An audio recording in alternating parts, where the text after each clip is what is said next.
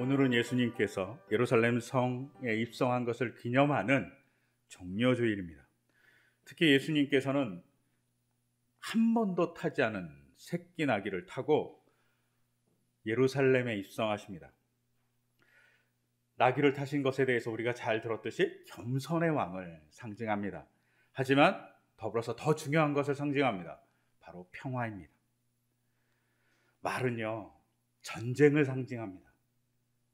말을 구해서 전차를 끌고 말은 병사들이 탑니다. 즉 말은 공포의 대상입니다. 하지만 나귀는 농사시에 쟁기를 끌거나 짐을 나르거나 혹은 일상적인 삶에서는 사람들을 태우는 이동수단이 됩니다. 즉 나귀는 태평성대를 상징하는 동물입니다. 그렇기 때문에 평화시에 왕이 나귀를 타고 다녔다고 전해집니다. 예수님은 전쟁과 같은 로마의 식민지에 로마군이 지배하고 있는 그 예루살렘에 말을 타고 입성하지 않으십니다. 전쟁의 왕으로 입성하는 것이 아니라 평화를 이루기 위해서 나귀를 타고 입성하십니다.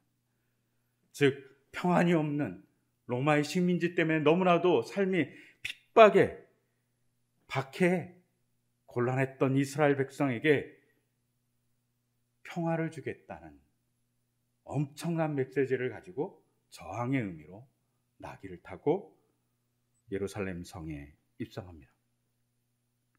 그런데 이렇게 나귀를 타는 이 목적에서 우리가 나귀를 타는 과정을 볼 필요가 있습니다. 오늘 읽었던 마가복음서에 보면 예수님께서 제자들에게 2명에게 나귀를 데리고 오라고 합니다. 근데 빌려오는 과정을 보면 참으로 놀랍습니다. 본문에 이렇게 기록되어 있습니다. 예수께서 벳바게와 베다니에 가까이 이르자 제자들에게 맞은편 마을로 가서 아직 아무도 탄 적이 없는 새끼 나귀 한 마리가 매여 있을 것이다. 그것을 끌고 와라 라고 얘기합니다. 그런데 여기서 멈추지 않고 예수님께서 추가적으로 한 가지 덧붙입니다. 어느 누가 왜 이러는 거요 하고 물으면 주께서 쓰시려고 하십니다. 쓰시고 나면 지체 없이 이리로 돌려보내실 것입니다 라고 말해라 라고 얘기합니다. 이 말의 전체적인 분위기로 보면 나귀를 빌리는 것은 그렇게 간단한 일이 아니었던 것입니다.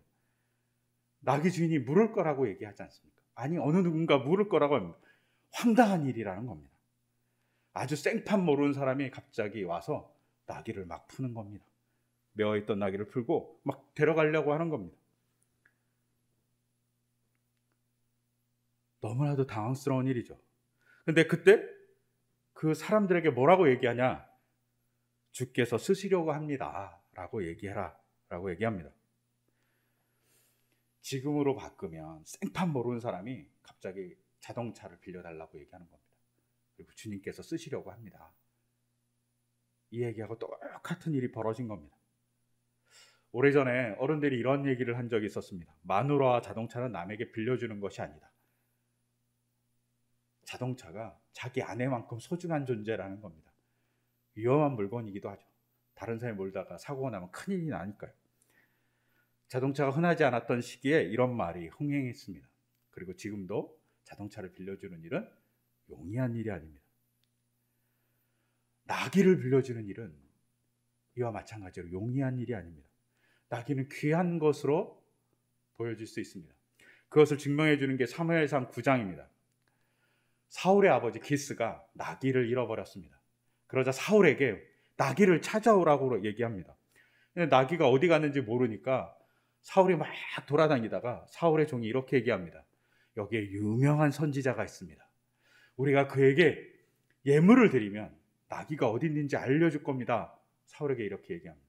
그러자 사울이 그 예언자를 찾아갑니다. 그 예언자가 바로 사무엘입니다. 사무엘이 알려줍니다. 이 정도로 예언자에 가서 물어볼 정도로 나귀는 귀한 동물인 것이죠. 그런데 이 귀한 동물을 주께서 쓰시겠다 얘기하자마자 빌려준다고 얘기하는 겁니다. 제자들이 이걸 믿고 가는 것이 되게 어렵겠죠. 제자들도 반신반의하면서 베다니 맞은편에 있는 어떤 마을로 갔을 것입니다. 근데 여기에 곤란한 게 뭐냐면 주께서 쓰시겠다는 그 주님의 대상이 누군지 불명확하다는 겁니다. 낙의 주인일 수도 있고요. 아니면 하나님일 수도 있고요. 아니면 예수님일 수도 있습니다. 낙의 주인이면 별 상관이 없지만 만약에 예수님이라고 가정해 보십시오.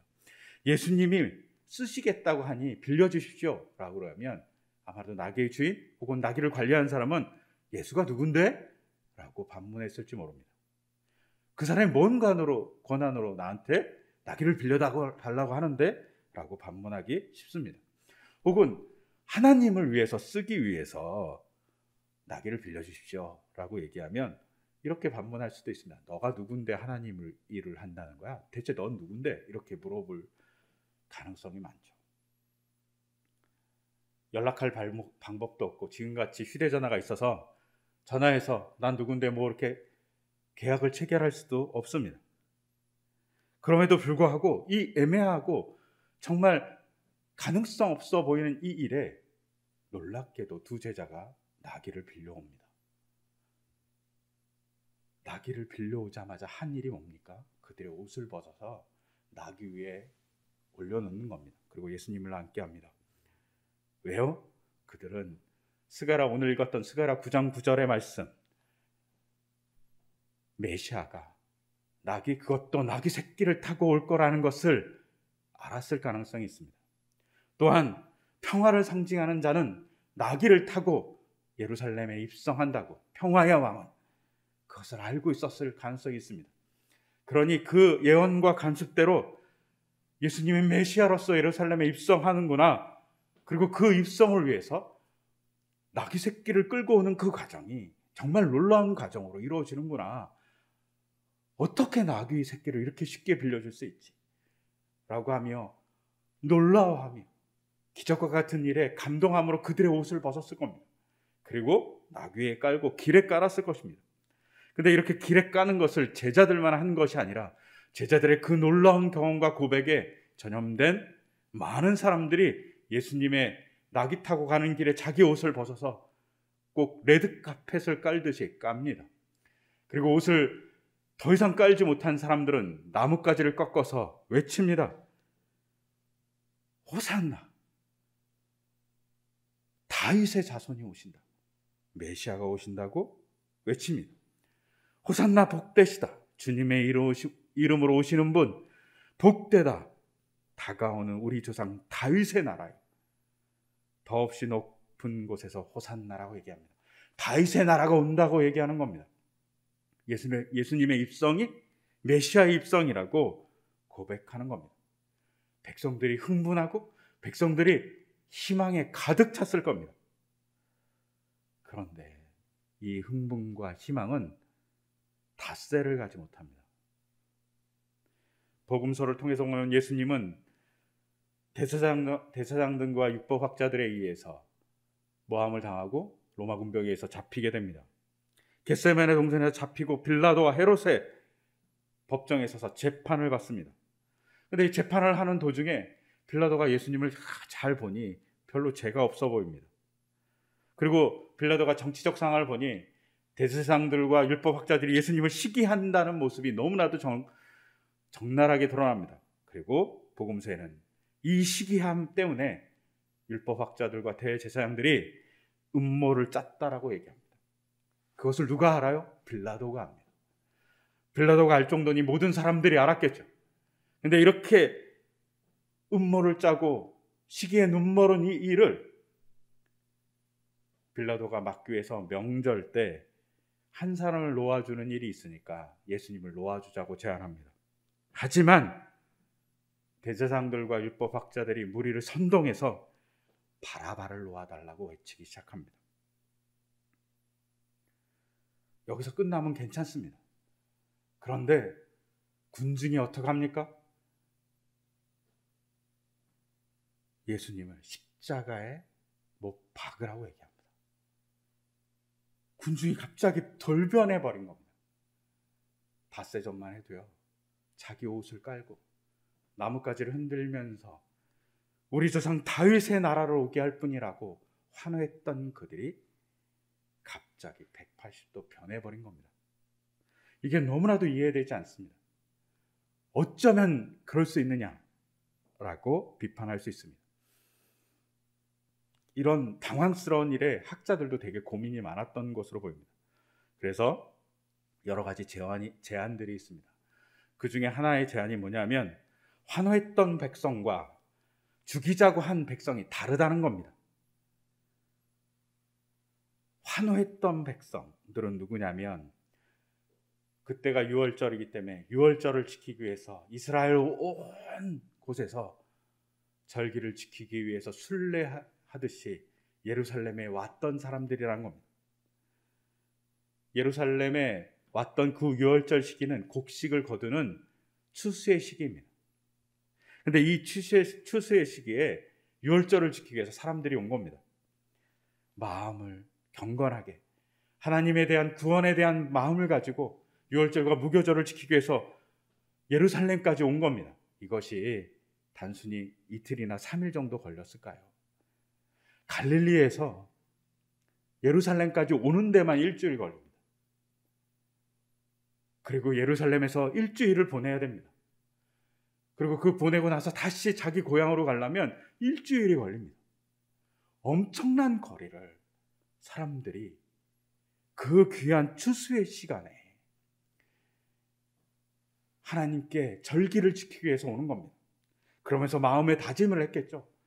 하나님, 우리를 구원해 준 주님을 기념합니다. 우리의 삶을 구원해 주십시오라고 고백하며 하나님을 깊이 생각하며 메시아에 대한 희망을 가지면서 왔을 겁니다. 그들의 그 희망과 그들의 경건함이 예수님을 바라보는 눈을 만들어 주었죠. 그리고 나귀에 대한 이야기를 들으면서 우리에게 평화의 왕이 오셨다. 우리 조상 다윗의 나라를 만들어줄 분이 오셨다고 흥분하고 희망에 가득 찼을 것입니다. 그런데 이와 반대로 예수님을 못 박으라고 얘기했던 사람들은 아마도 학자들에 의하면 예루살렘에 있었던 종교 지도자들, 정치 지도자들, 경제 지도자들, 기득권을 가진 사람들이라고 학자들은 이야기합니다. 그들은 예수님이 들어오는 것을 보면서 깜짝 놀라고 그들에게 예수님을 죽여야 되겠다라는 마음을 먹게 하는 계기를 만들게 됩니다. 그리고 이들은 자기의 기득권을 이용해서 로마 군병을 움직이고 빌라도를 움직이려 합니다. 그리고 자기들의 소리를 막 외치기 시작합니다. 예수님을 그냥 감옥에만이라도 가둘 수 있는데 십자가에 죽이라고 얘기합니다. 왜요? 가장 수치스러운 죽음을 예수님이 당함으로써 부끄러움을 주고 싶었기 때문입니다. 또한 백성에게 공포를 주고 싶었던 거죠. 예수를 따르는 건 잘못된 일이야 라고 공포를 주고 싶었던 겁니다. 이 공포에 예수님이 들어오시는 것을 너무나 기뻐하며 환호했던 백성들은 갑자기 침묵합니다. 왜요? 예루살렘의 권력을 가진 많은 사람들의 권력이 무서웠기 때문입니다. 놀라운 기적과 나귀의 역사를 보면서도 그 현실의 권력이 너무나도 무섭기 때문에 침묵합니다. 제자들조차도 자신들이 직접 경험했잖아요. 그럼에도 불구하고 예루살렘의 권력과 로마의 권력, 폭력, 그것 때문에 침묵할 뿐만 아니라 도망가 버립니다. 심지어 어떤 제자는 예수님을 팔아버리기까지 합니다. 이들 모두는 권력을 가진 자에 대한 두려움이 있었습니다. 하나님에 대한 두려움이 아니라 세상 권력에 대한 두려움, 무력에 대한 두려움, 종교적 협박에 대한 두려움을 갖고 그들이 무너졌던 겁니다. 그들의 삶이 하나님을 향해서 절기를 지키기 위해서 온갖 마음을 다해서 올라왔지만 그 마음 속엔 하나님을 향한 마음과 더불어서 권력에 대한 두려움이 있었기 때문입니다. 그렇다면 여기서 질문이 있습니다. 예수님은 이런 권력에 쉽게 넘어질 수 있는 사람들, 백성의 환호가 금방 없어질 것을 모르셨을까요? 저는 아셨다고 생각합니다. 또는 이런 백성의 말을 아시면서, 이런 백성들의 행동을 아시면서 왜 예수님은 나귀까지 타시면서 그것도 나귀를 들리는 그 놀라운 일을 하시면서 예루살렘에 입성하셨을까요? 괜히 그냥 와서 십자가에 달리셔도 되는데 나귀를 벌리는 퍼포먼스를 보이시면서까지 입성하십니다. 제가 이번 주간 왜 그러셨을까 계속 질문을 던졌습니다. 그러다가 저에게 다가온 생각이, 다가온 말이 이것이었습니다. 너 자신을 봐라. 제 자신을 보니 저도 비겁하고 권력에 굴종하고 불의에, 권력을 가진 사람이 불의를 행하면 그것을 못 본 채 하고 내가 조금 불편하면 피해가는 사람이었기 때문입니다. 가끔은 불의의 분노에서 막 들불같이 일어나지만 쉽게 사그러지는 것이 저의 모습인 것을 보게 되었습니다. 제 자신을 보니 쉽게 사그러지는 사람입니다. 우리나라에도 이런 일들이 비일비재하게 일어났습니다. 1960년 4.19 혁명이 일어났습니다. 그 혁명으로 나라가 조금 좋게 갈 줄 알았습니다. 하지만 그 열정은 급하게 사그러들었습니다. 우리나라가 독재의 아픔을 또 겪었기 때문입니다. 1987년 6월 항쟁이 있었습니다. 그때도 들불처럼 일어났습니다. 넥타이 부대라는 사람들이 일어나서 열심히 구호를 외쳤습니다. 하지만 자기의 이익과 지역의 감정들이 섞이면서 우리는 또 한 번 실패했습니다. 2016년 우리는 촛불을 들고 일어났습니다. 그런데 놀라운 일을 행했지만 그 이유는 쉽게 사그러들어 버렸습니다. 촛불의 정신은 사라지고 갈등이 늘어나고 자기 욕심을 이야기하는 우리의 모습들이 벌어졌습니다. 4.19, 6월, 촛불, 이걸 우리는 혁명이라고 얘기하지만 이 혁명이 이게 문제가 발생했을 때 혁명의 정신은 없어지고 자기 자신을 포장한 정치인들에 놀아나고 경제적 이익을 위해서 무엇인가 했던 사람들에게 놀아났던 것이 바로 우리의 모습입니다. 쉽게 타올랐다 쉽게 꺼지죠. 심지어 우리는 정치적 공작과 협박, 가짜 뉴스 등에 대해서 매도당하기를 너무나도 쉽습니다. 백성이 혼돈에 빠지는 거죠. 그리고 시간이 지나서 우리는 이렇게 얘기합니다. 그때까지 들불같이 일어났지만 시간이 지나니 우리의 가슴이 식어버렸네. 이런들 어떠하리 저런들 어떠하리 하면서 약간은 자포자기 희망이 없음 같이 보일 때도 있습니다. 이 모습이 예수님을 환호했던, 그리고 호산나 외쳤던, 그리고 자기 옷을 깔았던 사람들의 모습과 별 다르지 않을 것입니다. 예루살렘의 기득권층의 위협과 압박, 그리고 가짜뉴스에 예수님은 십자가형을 받습니다. 그때 백성은 침묵합니다. 아니, 어떤 백성은 그 가짜뉴스에 현혹돼서 예수님을 십자가에 못 박으라고 앞장서서 선언했을지도 모릅니다. 5일 전의 모습과 완전 딴판이 되었을 겁니다. 이렇게 백성들이 냄비와 같이 끓다가 식어버린 그 모습, 나쁜 권력의 공작과 협박과 가짜뉴스 혼돈에 빠졌던 백성의 모습을 예수님이 모르셨을까요? 모르지 않으셨을 것입니다. 그러면서 왜 이런 일을 하셨냐고 끊임없이 이번 주 질문하다가 저에게 하나의 은혜와 사랑과 주님의 의도가 다가왔습니다. 인간들은 자신을 의롭다고 얘기합니다. 바르다고 얘기할 때가 있습니다. 권력과 이익의 문제에도 희생할 각오를 갖고 막 행동합니다. 하지만 가끔은 그것이 쉬 사라집니다. 그리고 예수님의 당시 쉬 사라진 사람들은 예수님 십자가에 못 박았습니다. 이런 나약한 모습을 보라고, 나약한 모습이 인간의 적나라한 모습이라고 얘기해 주는 예수님의 모습이 있는 듯합니다.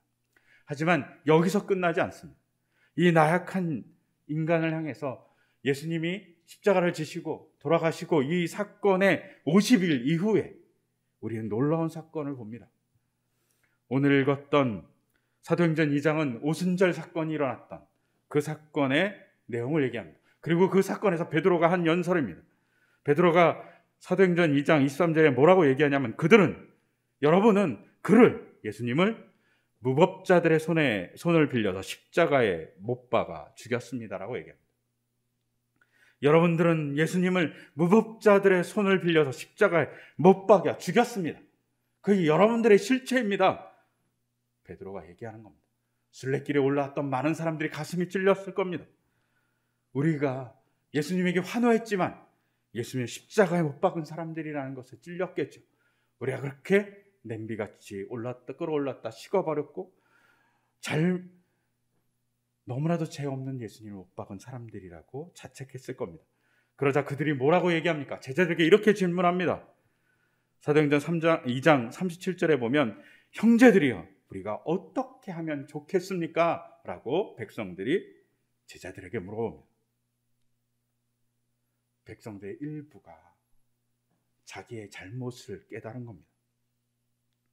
여리고 겁 많고 권력의 행패에 언제나 침묵하고 정하지 않았던 그들이, 혹은 시루의 급변에 편승했던 그들이 자각한 겁니다. 우리가 연약한 사람들입니다. 그래서 예수님을 십자가에 못 박았습니다. 그럼 우리를 어떻게 합니까? 라고 얘기할 때 회개하라고 얘기합니다. 그리고 주님의 성령을 받기 위해서 기도하라고 얘기합니다. 그때 그들이 변합니다. 그리고 그들로 인해서 초대교회가 만들어집니다. 자기의 연약함을 하나님께 내려놓고 하나님 우리에게 성령을 달라고 기도했던 그들에 의해서 초대교회가 만들어집니다. 저 개인적으로 1919년에 일어났던 3.1 운동을 3.1 운동이라고 얘기하는 걸 그렇게 좋아하지 않습니다. 제가 역사에 대해서 잘 모르지만 3.1 운동을 3.1 혁명이라고 얘기하는 분들이 꽤 있습니다. 그리고 김구 선생님도 3.1 운동, 3.1 혁명 두 가지를 다 쓰셨다고 들었습니다. 저는 개인적으로 3.1 운동을 3.1 혁명으로 보는 게 맞다고 생각합니다. 왜? 그 혁명이 일어난 날 나라가 뒤집히지 않았지만 가장 중요한 게 생겼습니다. 바로 임시정부입니다. 군주국가, 왕을 가지고 나라를 다스리는 국가에서 백성의 리더를 뽑아서 나라를 운영하는 공화정으로 바뀐 것이, 그 계기를 만든 것이 3.1 혁명의 정신이었기 때문입니다. 군주제의 나라에 대해서, 조선에 대해서 끙끙 앓며 우리가 뭘 잘못했지 반성했던 그들이 3.1 혁명 이후에 우리의 잘못을 고치기 위해서 세상을 바라봤죠. 그리고 많은 나라들이, 많은 서구의 열방들이 군주제를 하고 있는 것을, 공화정을 하고 있는 것을 바라보게 됩니다. 그리고 자기들도 변화의 길을 걷죠.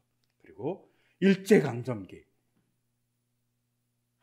아무도 힘을 쓸 수 없는 일제의 무서움에 떨 수밖에 없는 그 시간에 임시정부를 만듭니다. 자기의 부족함을 보고 다른 대안을 만들어냈던 사람들이 지금의 우리나라를 만들 수 있는 씨앗을 만들어 놓은 겁니다. 예수님의 예루살렘 일성에서 뜨거웠던 그들이 금방 식었던 건 권력에 혹은 폭력에 무너졌던 자신들이 나약하고 힘들어서가 아니라 그 나약한 자신들을 온전히 하나님께 고백하지 못하고 하나님께 의탁하지 못하기 때문이라는 것을 알아서 오순절 그들은 하나님께 기도합니다. 변화시켜달라고. 이것이 그들만일까요? 제자들도 마찬가지입니다. 자기들이 예수님을 배신하고 버리고 도망갔을 때